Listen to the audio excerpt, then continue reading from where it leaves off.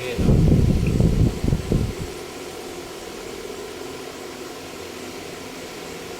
जिस प्रकार से यह सावन का महीना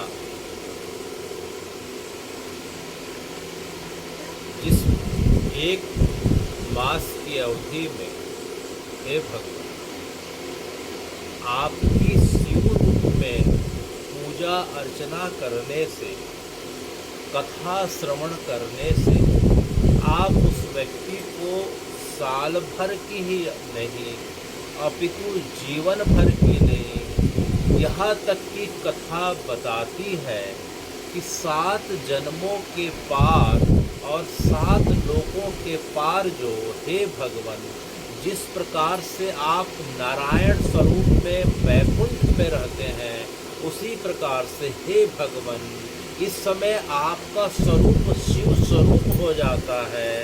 तो आप उस भक्त को, जो भक्त सावन के समय में, चाहे भक्त हो या अभक्त हो, कहने का मतलब अगर भक्ति की भावना से अगर आपकी कथा श्रवण कर रहा हो, आपके जो है लिंग का, शिवलिंग का आराधना कर रहा हो, उसमें जल बेलपत्र आदि अर्पण कर रहा हो, या बिना भाव के, बिना भक्ति के भी वह इन चीज़ों का श्रवण मनन चिंतन पूजन कर लेता हो, तो हे भगवान, हे नंदनंदन, आप उसे इस माह में शिव रूप में साक्षात शिवलोक प्रदान कर देते हैं, जहाँ जाने के पश्चात फिर दोबारा आने का कोई भाव नहीं रह जाता।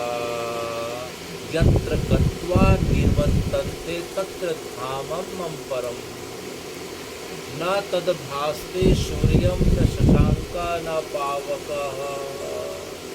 हे भगवान, जिस प्रकार से आप अपने भक्तों के लिए कभी राम बन के, कभी कृष्ण बन के, कभी भगवती बन के आप उनके मनोरथों को और मन के भावों को पूरा करने के लिए माह के विभिन्न मासों में इस प्रकार से आप अपने स्वरूप के माध्यम से अवतरित होते हैं, उन भक्तों के हृदय में इस प्रकार से आपका प्रागट्य होता है।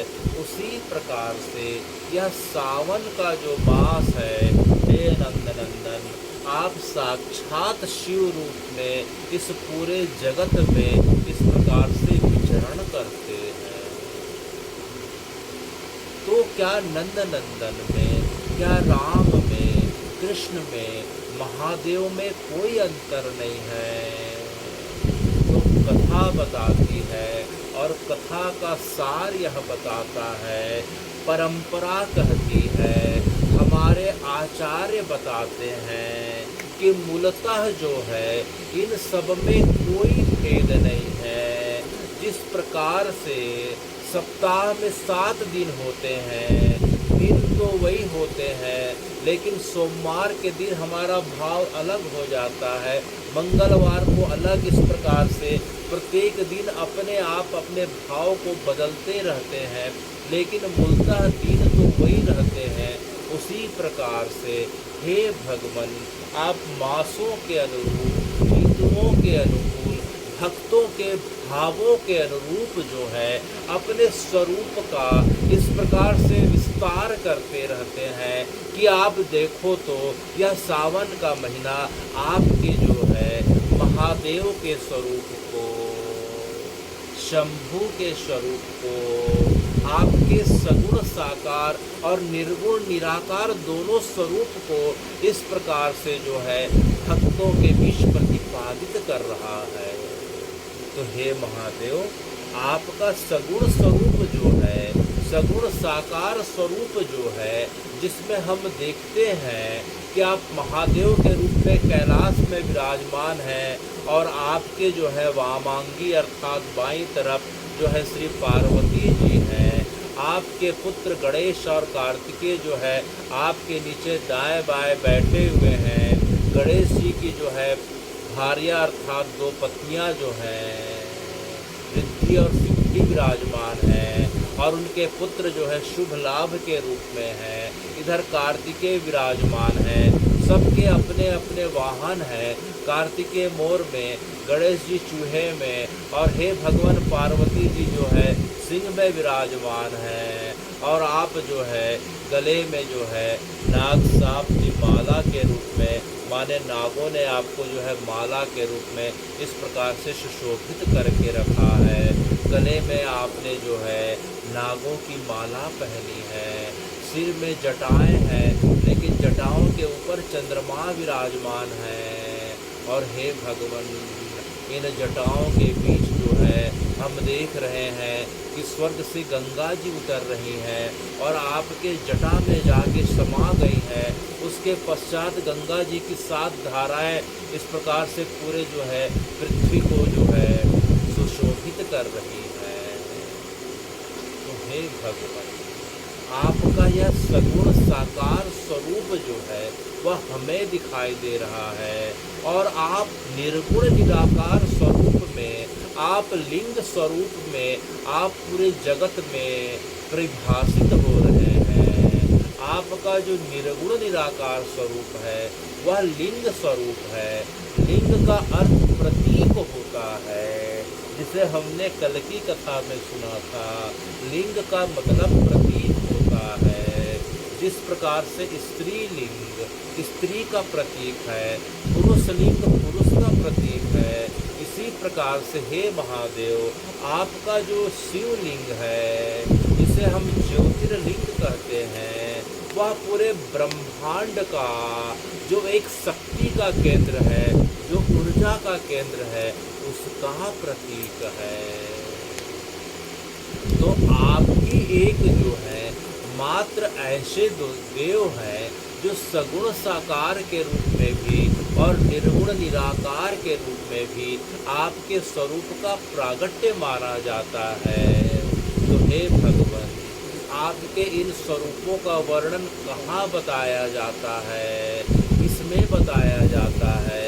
यह ग्रंथ कौन सा है? तो जिस प्रकार से हमें हे नंदनंदन आपकी कथाओं के बारे में जानना रहता है, तो हमें जो है श्रीमद् भागवत महापुराण को जाके समझना सुनना पड़ता है। स्कंद पुराण, विष्णु पुराण, हे भगवान पद्म पुराण, ये सब नारायण के बारे में, श्री कृष्ण के बारे में बताते हैं। उसी प्रकार से हे भगवान, आपके सगुण स्वरूप के बारे में, निर्गुण निराकार के बारे में अगर हमें जानना हो, तो हमें जो है हे नंदनंदन जो है शिव महापुराण का आश्रय लेना पड़ता है। किसका? शिव महापुराण का, श्री शिव महापुराण का आश्रय लेना पड़ता है।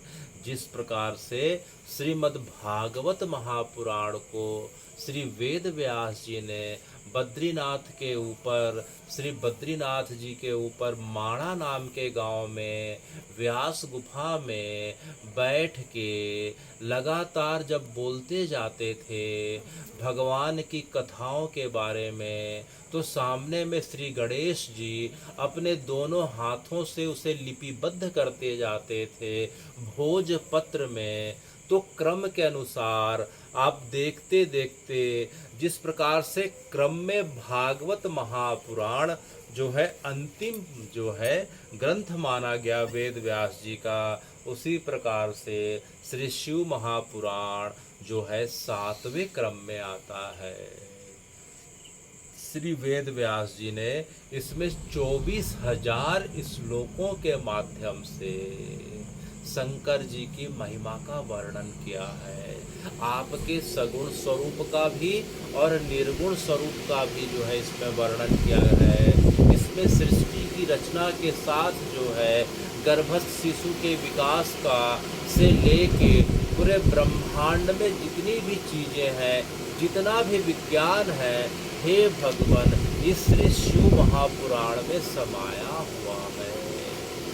जब श्रीमद् भागवत महापुराण का प्रागट्य नहीं हुआ था, तो पूरे संसार के ज्ञानी जन, यति जन, मुनि जन योगी जन अपनी शंका का समाधान पाने के लिए, चाहे इस भौतिक शरीर के बारे में हो, चाहे इस विज्ञान के बारे में हो, तो हे भगवान, वह सिर्फ और सिर्फ जो है श्री शिव महापुराण का आश्रय लिया करते थे। अपने गुरुजनों के माध्यम से, आचार्य परंपरा के माध्यम से सुन के अपने जीवन से और जीवन के परे जितनी भी घटनाओं के बारे में जितने भी उनके प्रश्न हुआ करते थे, उनका समाधान जो है श्री शिव महापुराण के माध्यम से ही पाया करते थे। तो श्री शिव महापुराण बड़ा अलौकिक महापुराण है। इसे श्रावण मास में शंकर जी की प्रसन्नता की प्राप्ति हेतु इसे सुनने पढ़ने का अद्भुत जो है फल बताया जाता है। तो इसी क्रम में हे भगवान, श्री शिव महापुराण में हम देखते हैं कि कुल 7 संहिताएं हैं। कितनी संहिताएं हैं? 7 संहिताएं हैं। पहली संहिता को श्री विद्वेश्वर संहिता बोलते हैं। श्री विद्वेश्वर संहिता बोलते हैं। दूसरी संहिता को श्री रुद्र संहिता बोलते हैं। तीसरी संहिता को जो है कोटि रुद्र संहिता बोलते हैं। चौथी संहिता को शतरुद्र संहिता बोलते हैं। तीसरी संहिता को शतरुद्र संहिता, चौथी संहिता को कोटि रुद्र संहिता बोलते हैं। पांचवी संहिता को उमा संहिता बोलते हैं। छठवीं संहिता को कैलाश संहिता बोलते हैं और 7वीं संहिता को वायु संहिता बोलते हैं।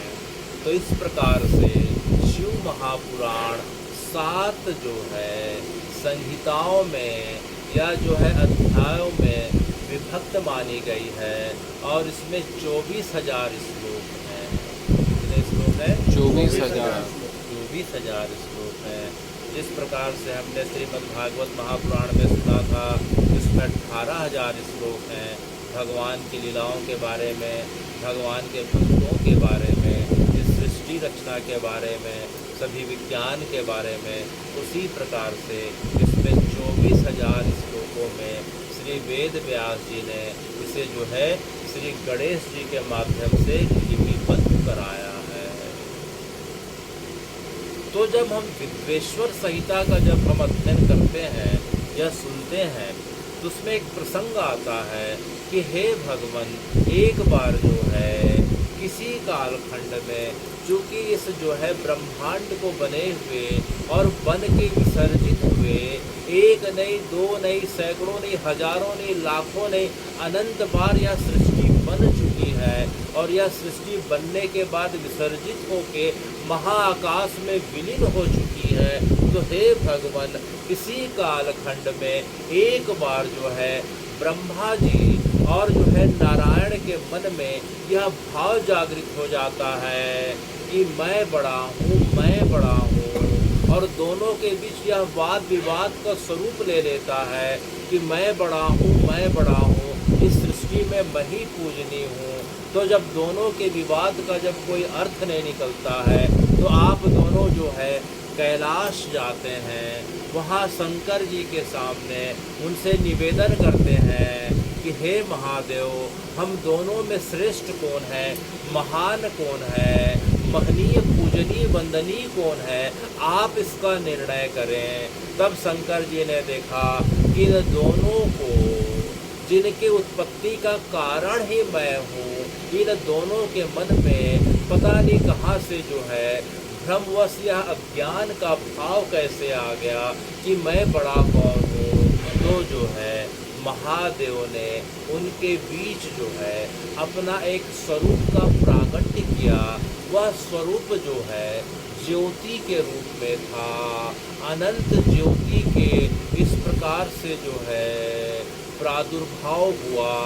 एक अद्भुत लपट, एक अद्भुत अग्नि की ज्वाला प्रकट हो गई और वो ज्वाला इतनी विशाल थी कि देखते देखते एक नहीं, पूरे के पूरे तीनों लोगों के ऊपर ज्वाला की लपट जा रही थी। तो उस ज्वाला की लपट की ओर, उस अग्नि के स्तंभ की ओर, उस प्रकाश की ओर महादेव ने इशारा करते हुए उन दोनों से कहा कि आप दोनों में से जो इसके ओर छोर का पता लगा कि पहले मेरे पास आएगा वही इस जगत में पूजनीय महनीय माना जाएगा। तो उनकी बातों को सुन के ब्रह्मा जी हंस का स्वरूप धारण करते हैं और ऊपर की ओर उस ज्वाला की, उस प्रकाश के स्तंभ की, उस शिखर की ओर चल पड़ते हैं। और विष्णु जी नारायण जो है शूकर का रूप धारण कर लेते हैं और जो है जमीन को इसको खोदते खोदते वे नीचे की ओर चले जाते हैं। और कथा बताती है कि देखते देखते सैकड़ों हजारों वर्ष बीत जाते हैं। हजारों वर्षों के बीतने के बाद भी ना ब्रह्मा जी ने अग्रसिरे का कुछ जो है और छोर पता लगा पाए, ना जो है नारायण पता लगा पाए। आखिरी में थक हार के दोनों एक ही जगह मिल जाते हैं। तब उन्हें बड़ा पश्चाताप होता है और सामने देखते हैं तो महादेव बैठ के मुस्कुराते रहते हैं। तो उन्हें आभास हो गया कि जिनका प्रकाश जो है इतने हजारों वर्षों में हम एक छोर को पकड़ नहीं पाए तो वह कितना अनंत विशाल होगा, वह कितना महनीय पूजनीय होगा। तो आप दोनों ने महादेव की शरणागति ग्रहण कर ली। तो हे भगवान, आपका यह स्वरूप जो है निर्गुण निराकार स्वरूप कहलाता है, जिसे हम ज्योतिर्लिंग कहते हैं। क्या कहते हैं? ज्योतिर्लिंग। ज्योतिर्लिंग कहते हैं। और शंकर जी की कृपा के माध्यम से, उनकी ज्योति के माध्यम से ही पूरा संसार जो है प्रकाशित हो रहा है। तो वह ज्योतिर्लिंग जो है कथा बताती है कि कालखंड के अनुसार विभिन्न कालखंडों में इस पृथ्वी पे 12 जगह पे प्रकट हुआ। कितने जगह पे? 12 जगह। 12 जगत पे प्रकट हुआ, जिसके बारे में अभी हमने सुना। उन्हें जो है ज्योतिर्लिंग कहा जाता है। सौराष्ट्रे सोमनाथे च श्रीशैले मल्लिकार्जुनम। तो हे भगवान, आपका जो है पहले प्रकाश के स्वरूप में जिस ज्योतिर्लिंग का प्रागट्य हुआ था वह पृथ्वी में जो है सौराष्ट्र नाम की जगह में सोमनाथ नाम का एक छोटा शहर है। उसी जगह पे आपका पहले ज्योतिर्लिंग का प्रागट्य माना जाता है। उसके पीछे यह कथा जुड़ी है कि दक्ष प्रजापति की कुल मिला के 84 कन्याएं थी। कितनी कन्याएं? 84 कन्याएं थी। प्रसूति से उनकी 2 पत्नियां थी, प्रसूति और वारणी। प्रसूति से उनकी 24 कन्याएं थी, वारणी से 60 कन्याएं थी।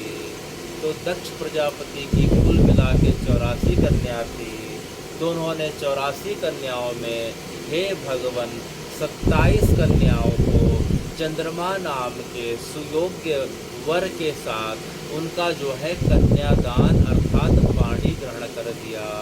इसके साथ? चंद्रमा जी के साथ। चंद्रमा के साथ।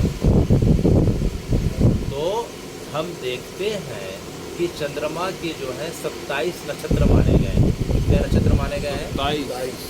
चंद्रमा के 27 नक्षत्र माने गए हैं। और पुराणों की परंपरा के हिसाब से यह 27 नक्षत्र जो हैं चंद्रमा की 27 पत्नियां हैं।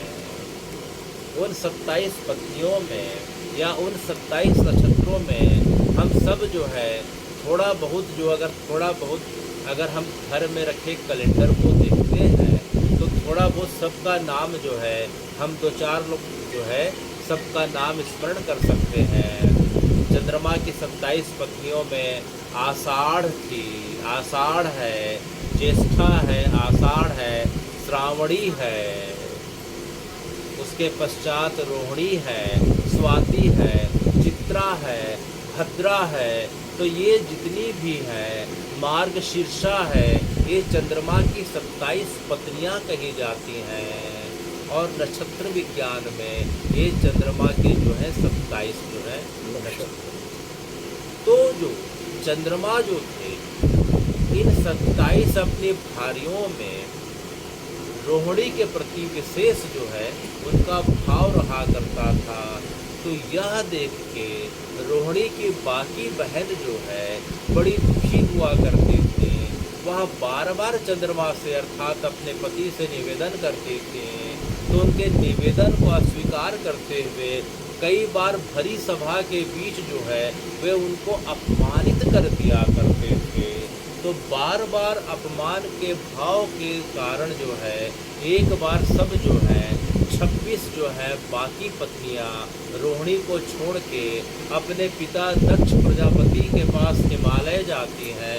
उस समय दक्ष प्रजापति का निवास कश्मीर हुआ करता था। तो उस जगह पे जाके जो है अपने पिता से निवेदन करती हैं। दक्ष प्रजापति एक बार चंद्रमा को समझाने के लिए उसके पास आते हैं, प्रेम से समझाते हैं कि जो है पति का धर्म यह होना चाहिए कि अपनी पत्नी का समान भाव से पोषण करे, देखभाल करे, लेकिन चंद्रमा पे इस पे कोई असर नहीं होता है। वह पुनः बाकी पत्नियों के साथ भेद की दृष्टि रखने लग जाते हैं। तो दोबारा जब 26 पत्नियों का अर्थात दक्ष की 26 पुत्रियां जब अपने पिता के पास जाती हैं तो जो है दक्ष को अत्यंत क्रोध आ जाता है और क्रोधवश उन्होंने चंद्रमा को संकल्प करके श्राप दे दिया कि जाओ तुम्हें आज से 6 रोग हो जाए। क्या रोग? 6 रोग हो जाए। 6 रोग को परंपरा में टीबी भी कहा जाता है और कभी कभी किसी किसी जो है प्रसंग में कोढ़ भी कहा जाता है, लेप्रोसी भी कहा जाता है। इस रोग की यह विशेषता होती है कि इस व्यक्ति जो है अगर यह रोग से ग्रसित हो गया तो उसका शरीर रोज का रोज गलने लग जाता है। जिस प्रकार से हम लेप्रोसी में देखते हैं कि व्यक्ति की कभी जो है उंगली गल गल के गिरने लग जाती है, पैर की उंगली, हाथ की उंगली गिर जाती है, धीरे धीरे पूरा शरीर का अंग गलने लग जाता है। उसी प्रकार से अगर हम टीबी की बात करें तो टीबी जो है शरीर के अंगों को इतना खोखला करने लग जाता है कि एक एक अंग गलने लग जाते हैं, खटने लग जाते हैं। तो चंद्रमा पे जब श्राप का असर हुआ तो उसका शरीर जो है इस प्रकार से रोज खटने लग जाता है। चंद्रमा बड़े व्यथित व्याकुल हो जाते हैं और तब जो है उन्हें श्री नारद जी के माध्यम से यह जो है प्रेरणा मिलती है कि आप जाके पृथ्वी लोक में जो सौराष्ट्र नाम की जगह है वहाँ अरब सागर के बगल में आप पार्थिव शिवलिंग का निर्माण करके आप शंकर जी की आराधना करें। इससे आपको जो है आपको दक्ष प्रजापति के श्राप से आपको जो है मुक्ति मिल जाएगी।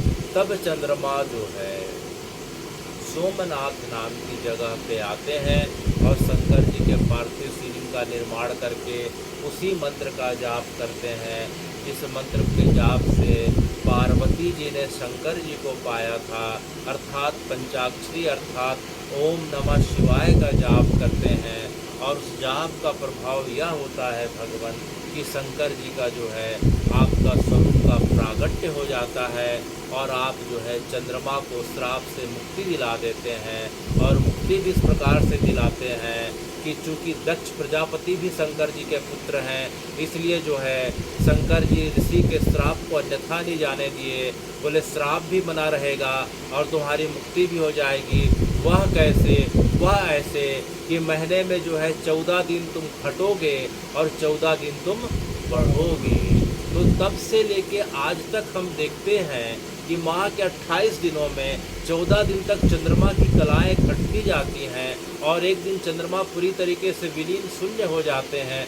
उसके पश्चात चंद्रमा की कला बढ़ते जाती है और चंद्रमा जब अपने फुल स्विंग में अर्थात पूर्णता को प्राप्त होते हैं तो उस रात्रि को क्या कहा जाता है? पूर्णिमा कहा जाता है। तो इस प्रकार से चंद्रमा को उसके जो है ससुर दक्ष के श्राप से उन्होंने मुक्त कर दिया और चंद्रमा की विशेष भक्ति और भाव के कारण उसके पश्चात भी चंद्रमा डर के मारे काँप रहे थे। उन्हें डर था कि उनके जो है ससुर दोबारा आके उन्हें फिर से श्राप ना दे दें। तो चंद्रमा डर के मारे और जो है शंकर जी की चरणों में गिर पड़ते हैं। तब शंकर जी उनके भाव को जान के चंद्रमा को अपने जो है माथे पे धारण कर लिए। कहाँ धारण कर लिए? माथे पर। माथे पे धारण कर लिए, क्योंकि उस जगह पे अब दक्ष का बस नहीं चलने वाला था। तब से लेके आज तक जो है चंद्रमा शिव जी के माथे पे इस प्रकार से सुशोभित है। दूसरे अगर हम विज्ञान के दृष्टि से देखें, अध्यात्म और विज्ञान दोनों की दृष्टि से अगर देखते हैं तो जो है चंद्रमा मन का प्रतीक है। किसका प्रतीक है? मन का प्रतीक। चंद्रमा मनसो जाता सूर्यो चक्षो अजायते। भगवान का जो मन है कौन है? चंद्रमा है। जिस प्रकार से मन चंचल होता है उसी प्रकार से चंद्रमा की कलाएं, चंद्रमा की जो कलाएं हैं बड़ी चंचल हैं। 14 दिन तक घटते जाती हैं, फिर 14 दिन तक बढ़ते जाती हैं। चंद्रमा कभी स्थिर नहीं रहता, चंद्रमा कभी एक स्वरूप को कभी प्राप्त नहीं होता, तो रोज कभी घटता है कभी बढ़ता है। उसी प्रकार से चंद्रमा के समान हमारा मन है। मन कभी शांत रहता है, कभी उदासीन रहता है, मन कभी प्रसन्न रहता है। मन के अंदर जो है इस प्रकार से जो भाव बदलते रहते हैं उसका कारण ही चंद्रमा है। तो मन का सीधा से सीधा जो सापेक्ष संबंध बताया गया वह चंद्रमा से बताया गया। इसलिए जिनका मन बड़ा अस्थिर है, जिनके मन में बड़ी निराशा हताशा है, जो संसार से उम्मीद खो बैठते हैं, उन्हें कथा के अनुसार चंद्रमा का, रात्रि को चंद्रमा का दर्शन करना चाहिए या पूर्णिमा के चांद का दर्शन करना चाहिए। लेकिन हे भगवान, हमारी परंपरा तो यह बताती है कि चंद्रमा तो देव हैं, हम देवों के देव अर्थात महादेव को, जिन्होंने चंद्रमा को खुद अपने जो है मुकुटमणि पे जो है उन्होंने आश्रय दिया है, तो हम उनका ध्यान क्यों ना करें। तो यह बात भी ज़्यादा सत्य है कि हम अगर मन की चंचलता है, निराशा है, मन के अंदर उत्कंठा है, उग्रता है, तो हम क्या करें? तो करना कुछ नहीं है। हम जो हैं या तो शंकर जी के सगुण साकार स्वरूप का ध्यान करें, या सगुण साकार स्वरूप का ध्यान नहीं हो पाता है तो हम शंकर जी का जो है जो ज्योतिर्लिंग है उसका दर्शन करके उसमें रोज जो है 1 लोटा जल जो है हम अर्पित करना चालू कर दें। और भाव बढ़ गया तो हे भगवान, ऋतु के अनुकूल जो है हम कभी जो है बेल पत्ती का, कभी धतूरे का, कभी आक का, इस प्रकार से जो है चंदन और जो है शंकर जी की सेवा करना प्रारंभ कर दें। और भाव बढ़ जाए तो शंकर जी का अभिषेक करना चालू कर दें, कभी दूध के माध्यम से, कभी शहद के माध्यम से, कभी शर्करा दही पंचामृत के माध्यम से। तो जो है इन सब का फल यह मिलता है कि सबसे पहले हमारा मन शांत होने लगता है, क्योंकि हमारे अच्छे और बुरे अर्थात प्रत्येक कर्मों का या कार्यों का जो कारण है वह हमारा मन है। चाहे हम अच्छा कार्य करें चाहे बुरा कार्य करें, कार्य करने के पहले विचार सबसे पहले मन में आते हैं। और मन का अधिपति चंद्रमा है और चंद्रमा के स्वामी महादेव हैं। महादेव का 2 स्वरूप है, सगुण साकार स्वरूप जिसके बारे में भी हमने सुना, या जो है निर्गुण निराकार स्वरूप ज्योतिर्लिंग के माध्यम से जिसे हम शिवलिंग कहते हैं। तो दोनों में से किसी की हम सेवा करना चालू कर दें, चाहे दर्शन के माध्यम से, और भाव बढ़े तो जल अर्पित करने के माध्यम से, फिर बेलपत्ती जो है, धतूरा है, चंदन है, दूध है, अभिषेक के माध्यम से, और भाव बढ़े तो जिस प्रकार से पार्वती जी ने शंकर जी को रोज अभिषेक करने के साथ में ओम नमः शिवाय का जाप करके प्रसन्न किया था, तो जो है अनेक उपाय बताए गए हैं। इनकी फलश्रुति यह होती है कि सबसे पहले मन नियंत्रित होने लगता है। मन एक बार जो है नियंत्रित हो जाए तो हमें अच्छे और बुरे कर्मों का फल पता चल जाता है, और हमें यह पता चल गया कि अच्छे कर्मों के फलस्वरूप जो है हमें आने वाले समय में या आने वाले जन्म में जो है सुख की प्राप्ति होगी, और बुरे कर्मों के फलस्वरूप जो है पाप के कारण दुख की प्राप्ति होगी। तो हमें अपने आप इस भेद बुद्धि आने के कारण जो है सही और गलत का पता चल जाता है, और हमसे जो है गलत कार्य धीरे धीरे बंद होने लग जाते हैं। तो हे शंकर जी, हे महादेव, आपकी जो है स्तुति आपकी पूजा की, आपकी कथा श्रवण की, यह फलश्रुति है कि मन नियंत्रित होने लग जाता है। इसीलिए हम देखते हैं कि महादेव जो है चंद्रमा को अपने जो है जटा के ऊपर माथे पे इस प्रकार से धारण करके रखते हैं। बाईं तरफ चंद्रमा हृदय का प्रतीक है, हृदय शरीर के बाएं तरफ रहता है। तो इस प्रकार से चंद्रमा को भी जिसने वश में करके रखा हो, अर्थात मन को वश में करके रखा हो, मन को वश में करने का मतलब जिसने काम को वश में करके रखा हो, क्योंकि संसार में अगर जो है अगर हम देखते हैं तो इस काम जो व्यक्ति का जो सबसे बड़ा शत्रु माना जाता है, और प्रसंग के अनुरूप जो है काम जो है व्यक्ति का सबसे बड़ा मित्र भी माना जाता है। अगर मर्यादित तरीके से हो तो वह कामदेव के रूप में व्यक्ति के अंदर जो है सात्विक गुणों को भर देता है, और उसके कारण सृष्टि चलती है, परिवार चलता है। और वह अनियंत्रित हो जाए तो व्यक्ति को पतन की ओर ले जाता है। तो हे भगवान, पूरे देवताओं में, पूरे देवों में आप ही ऐसे देव हैं, आप ही महादेव हैं जिन्होंने काम को भस्म कर दिया था। इसे भस्म कर दिया था काम को भस्म करने वाले हे भगवान, कामदेव को भस्म करने वाले इस जगत में सिर्फ और सिर्फ महादेव हैं।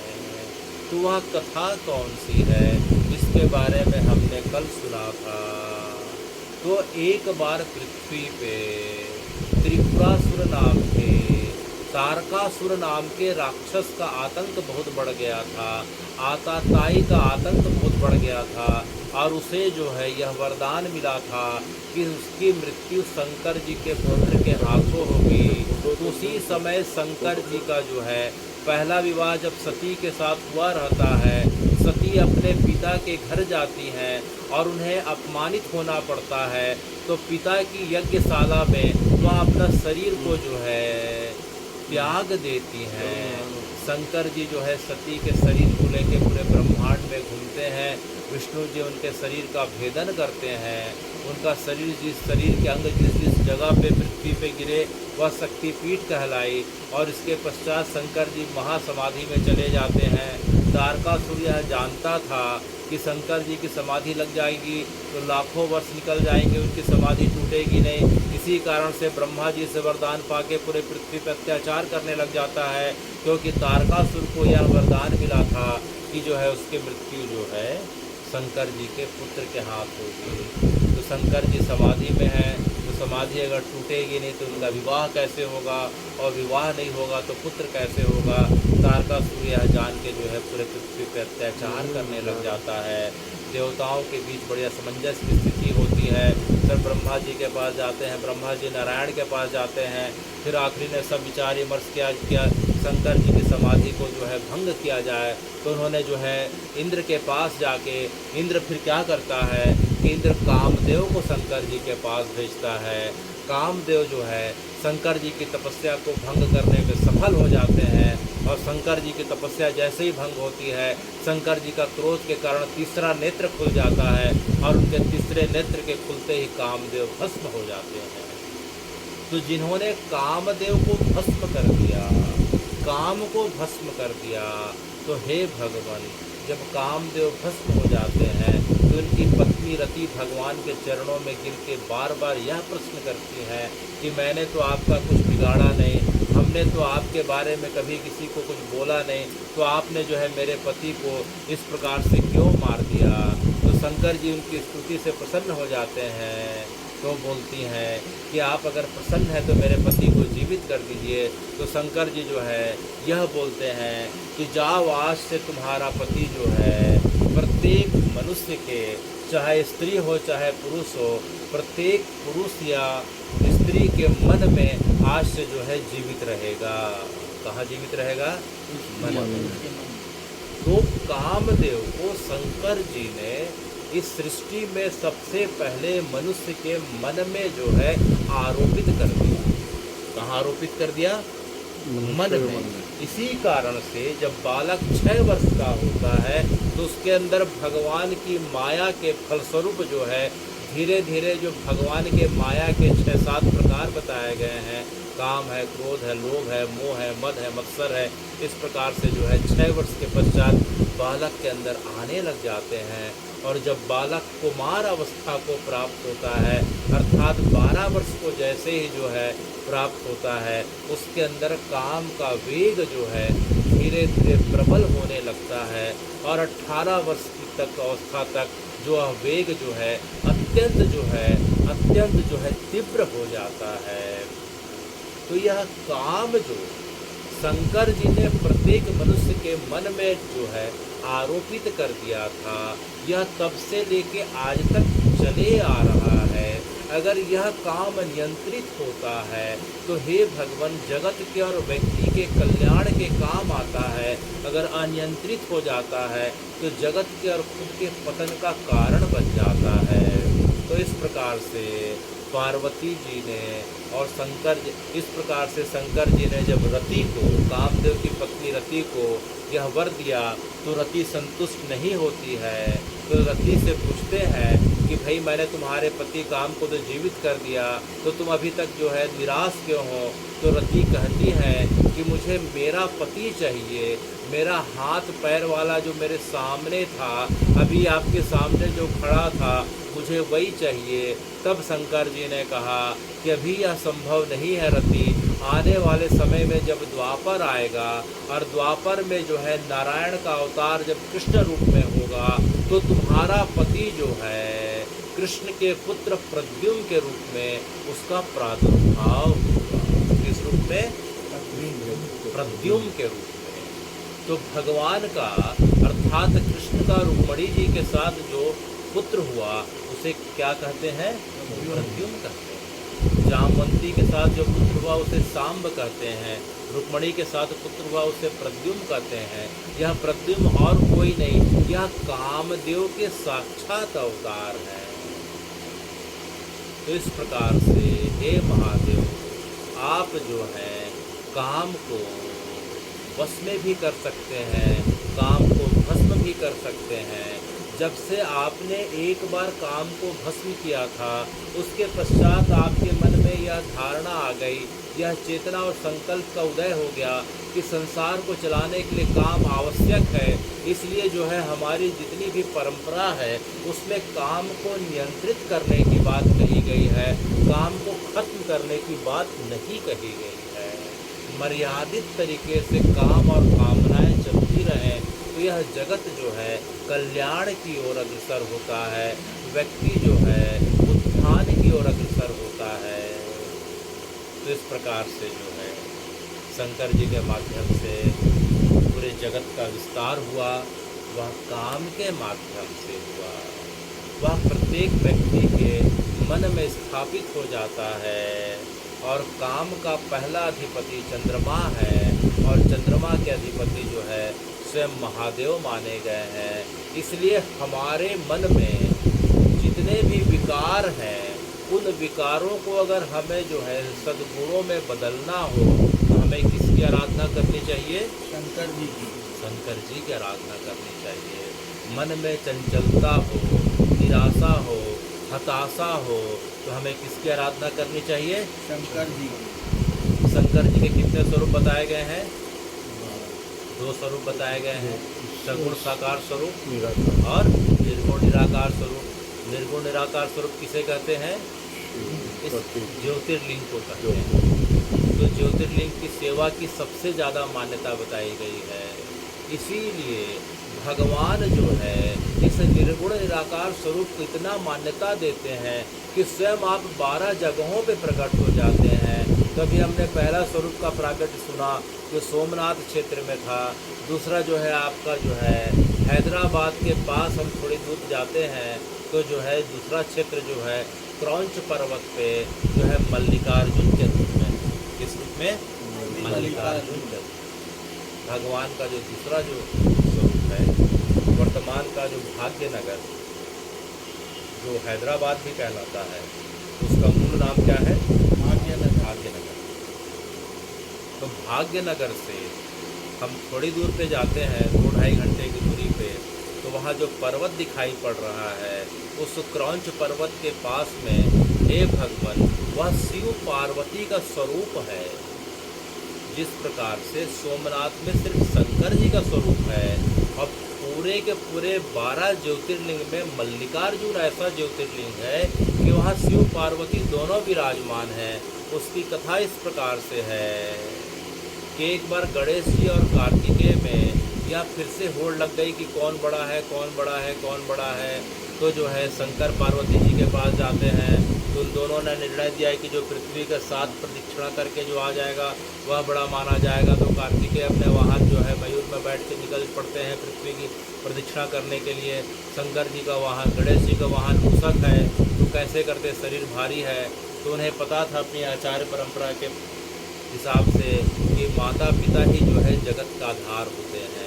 यह जगत माता पिता में समाया हुआ है और माता पिता से मेरी उत्पत्ति हुई है, तो मेरे लिए पूरे संसार तो माता पिता और इनकी सेवा है। तो उन्होंने, गणेश जी ने क्या किया कि अपने माता पिता की जो है इस प्रकार से प्रदक्षिणा कर ली। और जब कार्तिकेय जी आते हैं तो देखते हैं कि शंकर पार्वती जी उन्हें जो है विभूषित कर रहे हैं कि आप बड़े माने जाएंगे, आप वंदनीय माने जाएंगे, आपकी पूजा पहले होगी और विवाह भी आपका पहले कराया जाएगा। यह देख के कार्तिकेय जो बड़े हैं उम्र में, अत्यंत क्रोधित हो जाते हैं और कैलाश छोड़ के चले जाते हैं और देखते देखते जो है एक पर्वत पे निवास करने लगते हैं। तो अपने पुत्र को कैलाश छोड़ के जाता देख के पार्वती उनके पीछे चल पड़ती हैं। पार्वती के पीछे पीछे महादेव चल पड़ते हैं और देखते हैं कि जो पुत्र जो है एक पर्वत पे विराजमान होके भगवान को याद कर रहा, तपस्या कर रहा। तो अपने पुत्र के पास जाके मनाने चले जाते हैं, लेकिन उन्हें आया देख के कार्तिकेय जी प्रसन्न नहीं होते, उल्टा वहाँ से 3 कोस की दूरी पे क्रौंच पर्वत पे जाके स्थिर हो जाते हैं। तब शंकर पार्वती जी ने निर्णय किया कि हम अपने पुत्र को छोड़ नहीं सकते, हम भी यहीं निवास करते हैं। तो शंकर पार्वती जी का युगल स्वरूप जो है उस जगह पे ज्योतिर्लिंग के रूप में प्रकट हो गया, जिसे मल्लिकार्जुन कहा जाता है। मल्लिका अर्थात पार्वती हुआ, अर्जुन अर्थात शंकर जी हुए। मल्लिकार्जुन के रूप में आप दोनों उस जगह पे विराजमान हैं। पूर्णिमा के दिन पार्वती जी कार्तिकेय के दर्शन को जाती हैं और अमावस्या के दिन शंकर जी कार्तिकेय के दर्शन को जाते हैं। तो हे भगवान, यह ज्योतिर्लिंग भी है और कथा के अनुसार सती के रूप में पार्वती का पहला जन्म जब सती के रूप में था तो सती का श्रीअंग जो है इसी पर्वत पे गिरा था। तो यह जगह शक्ति पीठ है, इसलिए 12 ज्योतिर्लिंग में यह बड़ा अद्भुत ज्योतिर्लिंग माना गया है, जहाँ शंकर पार्वती का युगल स्वरूप है और साथ में शक्ति पीठ भी है। तो जो है यह जगह भाग्यनगर से कुछ दूरी पे क्रौंच पर्वत नाम की जगह पे मानी गई है। आपका तीसरा ज्योतिर्लिंग अवंतिका में है, जिसे वर्तमान में उज्जैन कहा जाता है। क्या कहा जाता है? उज्जैन। पुराणों में उसका नाम क्या है? अवंतिका। अवंतिका है। पहले जो है आज से 2000 वर्ष पहले तक जब विक्रमादित्य हुआ करते थे, हम जो अभी जो ईस्वी सन जो है भले 2022 चल रहा है, लेकिन विक्रम संवत कौन सा चल रहा है महाराज जी? 2026 विक्रम संवत 50 वर्ष आगे चल रहा है। विक्रम संवत जो है ईस्वी सन से, ईस्वी संवत से करीब करीब 50 वर्ष आगे चल रहा है। तो विक्रम संवत में अभी करीब करीब 2078वां जो है वर्ष चल रहा है। यह किसके नाम पे है? यह अवंतिका के राजा विक्रमादित्य के नाम पे है। ये 2022 जिसको बोलते हैं, ईस्वी सन जिसको बोलते हैं, यह 2 परंपरा है। तो जिस परंपरा में जो है क्राइस्ट का जन्म हुआ था, उनके जन्म को लिए आज से 2022 वर्ष पहले आए थे, इसलिए उनके नाम पे जब भारत में अंग्रेज़ों का शासन जब चालू हुआ तो कैलेंडर भी धीरे धीरे बदल दिए गए। हमारी परंपरा में विक्रम संवत हुआ करता था, शक संवत हुआ करता था, शालिवाहन संवत हुआ करता था। तो धीरे धीरे जितने भी कैलेंडर पंचांग बदल दिए गए और वर्तमान में जो हम देखते हैं कि सबको ईस्वी सन पता है, वह यीशु मसीह के नाम पे है, लेकिन वास्तविक जो कैलेंडर था आज से 2000 साल पहले जो है विक्रमादित्य के नाम पे चला करता था। युधिष्ठिर संवत जो है 5125 वर्ष पुराना है। विक्रम संवत से पुराना कौन सा संवत है कैलेंडर? युधिष्ठिर। वो युधिष्ठिर के समय अर्थात भगवान जो है जब कृष्ण के रूप में आते हैं तो उन्हें शरीर छोड़े 5125 वर्ष हो गए। तो उस समय जो कैलेंडर चला करता था, पंचांग चला करता था, वो महाराजा युधिष्ठिर के द्वारा जो है चलाया गया था। उसे युधिष्ठिर जो है पंचांग कहा जाता है। उसके बाद सबसे जो लोकप्रियता जिस पंचांग को मिला उसे जो है विक्रम पंचांग कहा गया। उसके नाम से विक्रम संवत चला। तो हे भगवान, आपका तीसरा स्वरूप का जो प्रागट्य है वह अवंतिका में कहा जाता है। अवंतिका में विद्यापति नाम के जो है एक अत्यंत योग्य और आपके अनन्य भक्त हुआ करते थे। उनके 4 पुत्र थे। वो चारों पुत्र आपके पार्थिव शिवलिंग की स्थापना करके जो है आपका साल भर अनन्य भाव से आपकी भक्ति किया करते थे और खाली समय में आपकी कथा का विस्तार किया करते थे। बड़े मर्यादित ढंग से उनका रहन सहन था और उनका पूरा जीवन हे भगवान आपको समर्पित हुआ करता था। उसी समय ब्रह्मा जी से वर पाके एक दूषण नाम का राक्षस जो है पूरे पृथ्वी पर अत्याचार करने लग जाता है।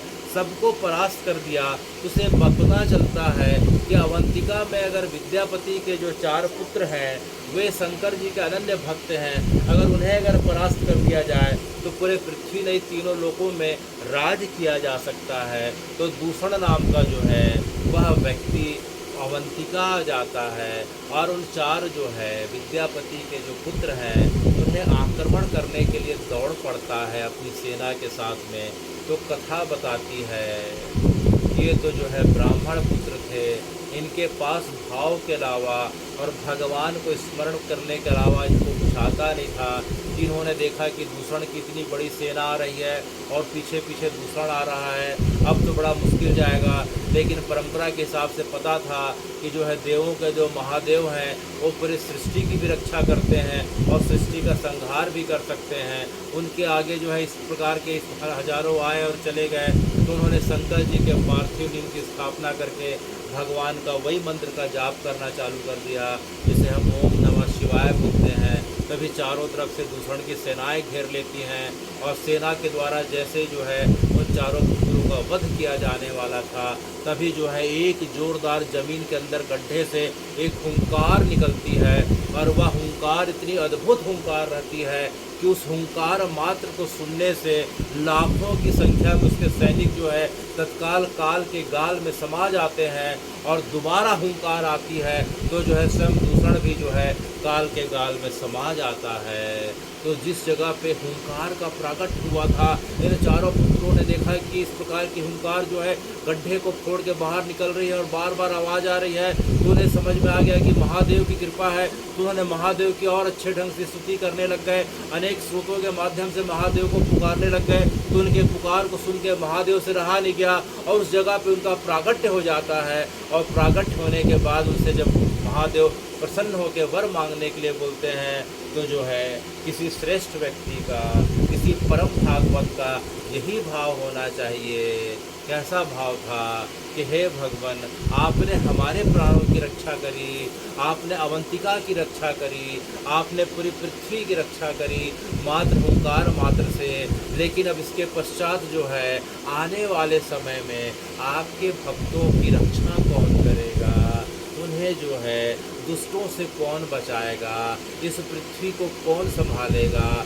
तो हे भगवान अगर आप हम पे प्रसन्न हैं तो हमारी प्रसन्नता के लिए नहीं, आप पूरे जगत के प्राणियों के लिए आप इसी जगह पे विराजित हो जाइए और अनंत काल तक जब तक पृथ्वी रहेगी तब तक आप अपने भक्तों का पालन पोषण करिए, पृथ्वी की रक्षा करिए।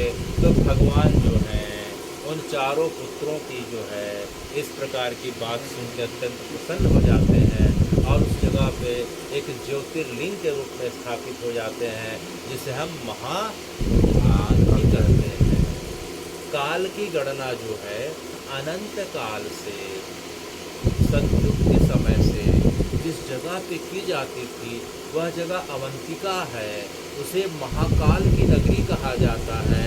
और महाकाल की नगरी हे भगवान इस प्रकार से है कि यहाँ आज तक, तब से लेके आज तक इस अवंतिका नगरी में आपका करीब करीब 3 कोस का क्षेत्र बताया गया। इस क्षेत्र के राजा अधिपति आप ही कहे जाते हैं। इस क्षेत्र में कोई उस क्षेत्र का राजा कभी रात्रि नहीं रुकता है। आज तक कोई उस जगह पे राजा हो, वर्तमान में उसे मुख्यमंत्री भी कहा गया, राज्यपाल भी कहा जाता है, प्रधानमंत्री भी कहा जाता है।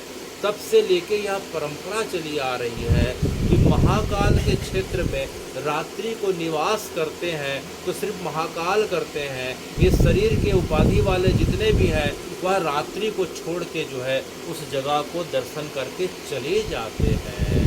अगर भूलवश जो है कोई भी राजा या तथाकथित शरीर के उपाधि वाले जितने भी हैं अगर रुका तो कथा बताती है कि कुछ दिनों के पश्चात जो है उसके साथ अनिष्ट हो जाता है या उसकी पदवी चले जाती है या शरीर के साथ कुछ अनिष्ट हो जाता है। तो ये महाकाल की जो है बड़ी अद्भुत परंपरा है। पुराने समय में हे भगवान आपकी जो सेवा होती थी वह रोज ताजे चिता की राख से होती थी। महाकाल की 4 बजे की आरती जो है सबसे जो है दर्शनीय आरती मानी जाती है, जिसे भस्मी आरती कहते हैं। कौन सी आरती? भस्मी आरती। उस आरती की विशेषता पहले यह थी कि जो है ताजे चिता की राख से शंकर जी की जो है पहली आरती की जाती थी, अभिषेक किया जाता था। लेकिन कुछ समय पहले जो है इस पर जो है इस परंपरा को बदल दिया गया है। गोबर के कंडे के माध्यम से और बाकी गंगा जल और चंदन बेलपत्र के माध्यम से अब आपका अभिषेक होता है।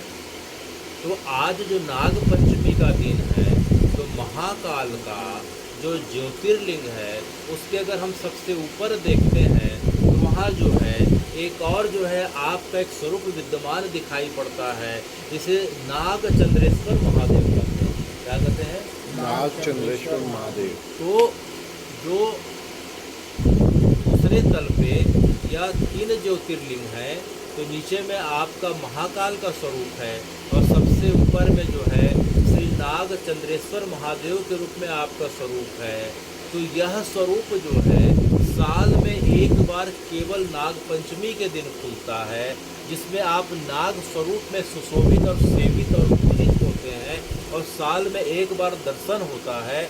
और ठीक 12 बजे जो है वर्तमान का जो उस जिले का कलेक्टर है अर्थात उज्जैन का जो कलेक्टर है वह जो है सबसे पहले पूजा करता है। कल रात को 12 बजे से आपका अभिषेक, आपका पट खुल जाता है दर्शन के लिए और रात के 12 बजे तक आज खुला रहेगा। केवल 24 घंटे के लिए वह जो है श्री नाग चंद्रेश्वर महादेव का विग्रह का दर्शन हमें मिलता है। उसकी कथा इस प्रकार से है कि तक्षक जो है महादेव का बड़ा उपासक था और तक्षक एक बार हमने सुना भी है और उस जगह का हमने दर्शन भी किया है कि तक्षक की परीक्षित राजा के साथ क्या कथा थी। तो तक्षक जो है बड़ा भय व्याप्त हो गया, सांपों को जो है जन्म जने इस प्रकार से मार डाला। तक्षक आखिरी में बचा रहा, उसे भी बड़ा डर बना रहा। उसने महादेव की बड़ी आराधना करी। महादेव तक्षक की जो है आराधना से प्रसन्न हो जाते हैं और तक्षक को जो है अमर होने का आशीर्वाद देते हैं। उसके बाद भी उसका डर बने रहता है कि बोले भगवान ने आशीर्वाद दिया फिर भी मुझे डर लग रहा है। तब शंकर जी ने उसे कहा, क्या कहा कि हे तक्षक जो है तुम्हें डरने की कोई बात नहीं है, आज से तुम जो है मेरे इसी जगह पे मेरे ऊपर तुम आज से जो है विराजित हो जाओ, तुम्हें किसी प्रकार के जो है डरने की बात नहीं है। तब से लेकर आज तक जो है तक्षक अपने मूल स्वरूप में जो है महाकाल के प्रांगण में विद्यमान है। कौन सी जगह पे? महाकाल उज्जैन अवंतिका। और तक्षक जो है परीक्षित को कहाँ डसा था? शुक्रताल। शुक्र ताल, ताल पे डसा था। और अभी कहाँ विराजित है? महाकाल। तो साल में आज ही के दिन अर्थात नाग पंचमी के दिन जो है तक्षक के दर्शन होते हैं। और तक्षक जो है भगवान की भक्ति करते करते जिस प्रकार से परीक्षित जो है भगवान की कथा सुनते सुनते अपने शरीर मन आत्मा से अपने आप को भगवान कृष्ण में सायुज्य कर लिया, अब उसका शरीर न रह के भगवान का शरीर हो गया, उसी प्रकार से तक्षक ना होके उस जगह का नाम ही जो है अब तक्षक ना होके वह साक्षात महादेव के स्वरूप में विराजमान है। क्योंकि अगर हम मन वचन कर्म से अपने आप को भगवान के चरणों में समर्पित कर देते हैं, तब हमारा स्वरूप नहीं हो जाता, हमारे स्वरूप के अंदर अब भगवान का प्रकाश आ जाता है। तो आज ही के दिन उसका दर्शन मिलता है। तो आपका है भगवान, इस प्रकार से हम तीसरा स्वरूप देखें और चौथा स्वरूप जो है ओंकारेश्वर में है। कहाँ है? ओंकार ओंकारेश्वर अगर हम जाते हैं तो उज्जैन के आगे वो इंदौर पड़ता है, इंदौर से थोड़ा आगे जाएं तो ओंकारेश्वर नाम की जगह है। तो हे भगवान, इस जगह पे आपका जो है चौथा ज्योतिर्लिंग विद्यमान है। इस जगह की कथा यह है, आज हम केवल 4 ज्योतिर्लिंग के बारे में सुन पा रहे हैं कि विंध्याचल पर्वत को जो है एक बार अभिमान हो जाता है, नारद जी उसके पास आते हैं, लेकिन नारद जी के सामने अपने अभिमान का प्रदर्शन करता है तो नारद जी मुस्कुरा देते हैं।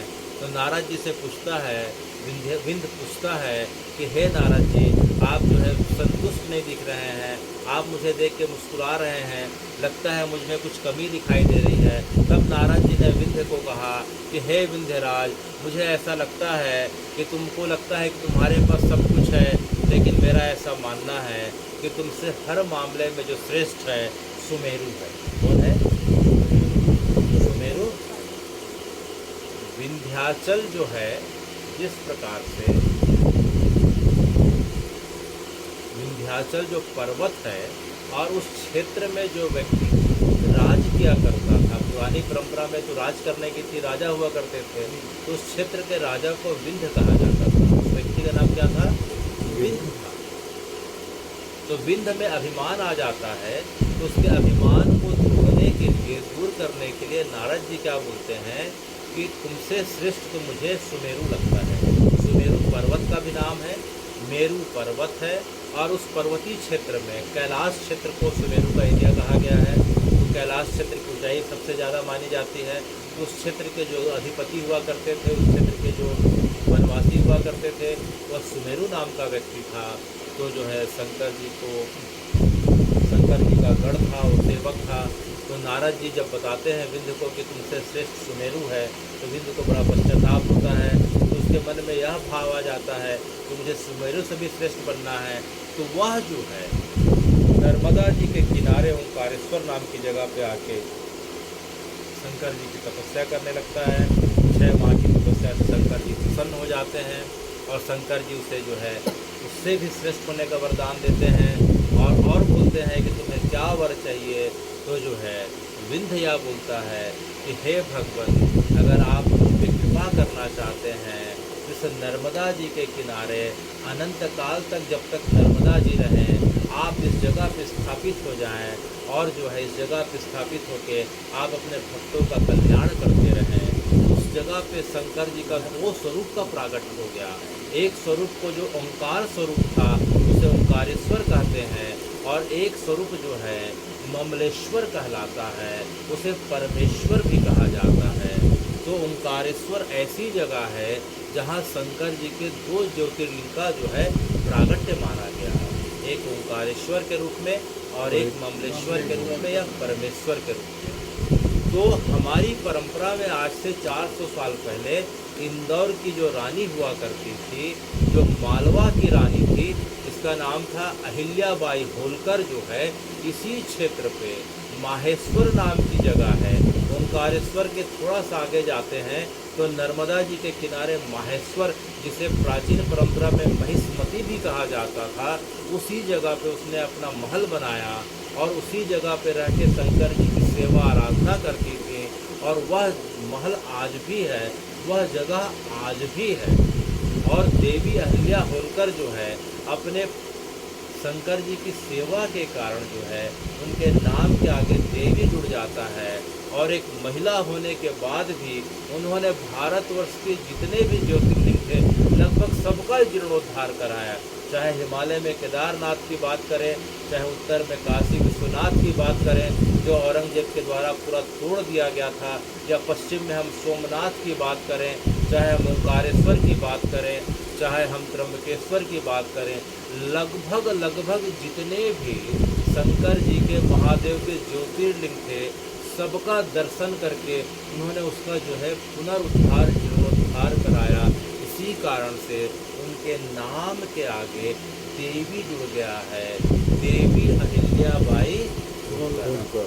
अभी वर्तमान में काशी विश्वनाथ का जीर्णोद्धार हुआ कुछ महीने पहले, तो हम उस प्रांगण में जाके देखते हैं तो वहाँ जो है देवी अहिल्याबाई का भी एक जो है मूर्ति स्वरूप जो है हमें दर्शन होते हैं। तो देवी अहिल्याबाई होलकर का शंकर जी, उसके जीवन पे शंकर जी का बड़ा विशेष प्रभाव था।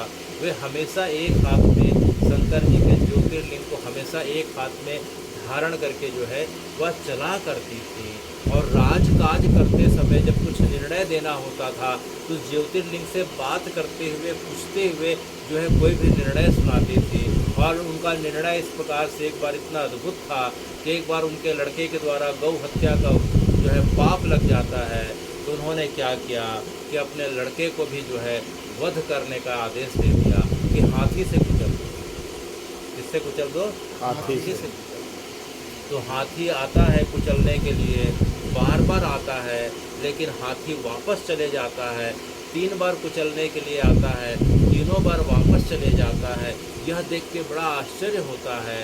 तो देखते हैं कि जो गाय की माता, जिसका बछड़ा जो है थोड़ी देर पहले जो है अहिल्याबाई होलकर के लड़के के हाथों जो है किसी कारण से मारा गया था, वह गाय बार बार रंभा के अहिल्याबाई की तरफ बोल रही और सिर को हिला रही है, मानो कि यह बोल रही है कि मैंने जो है अपने पुत्र को खो दिया, लेकिन हे अहिल्या, तुम तो साक्षात देवी स्वरूपा हो, तुम्हें जो है अपने पुत्र को नहीं खोना चाहिए। तुम्हारा पुत्र आने वाले समय में तुमसे भी ज़्यादा जो है शंकर जी की और उनकी प्रजा की जो है रक्षा करने वाला होगा, तो इसे जो है तुम जीवन दान दे दो।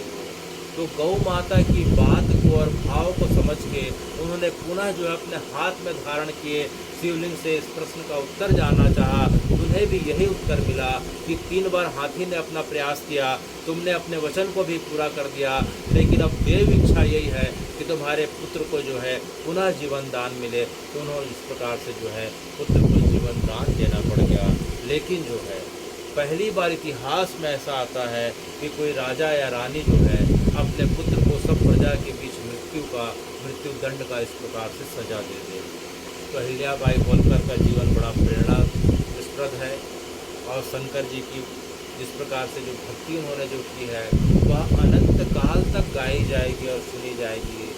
तो हम जो है आज हे भगवान आपके 12 ज्योतिर्लिंगों में आज 4 ज्योतिर्लिंग के बारे में सुनते हैं, और जिस प्रकार से पार्वती जी ने आपको पंचाक्षरी मंत्र के माध्यम से पाया था, और पार्वती जी के माध्यम से पंचाक्षरी मंत्र जो है इस धरती पे अवतरित हुआ।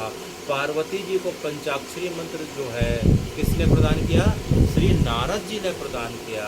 तो पार्वती जी के गुरु कौन हुए? नारद जी हुए। और हम सब की गुरु कौन हुई पंचाक्षरी मंत्र के माध्यम से? पार्वती जी हुई। तो जिस प्रकार से पार्वती जी ने इसी सावन के मास में शंकर जी का गंगा जल के माध्यम से अभिषेक करते हुए पंचाक्षरी मंत्र के माध्यम से उनका दर्शन पाया था, तो यह दर्शन जो है हम सबको मिले, इसी कामना के साथ कम से कम 21 बार ओम नमः शिवाय का जो है हम पाठ करेंगे, तब फिर आज की कथा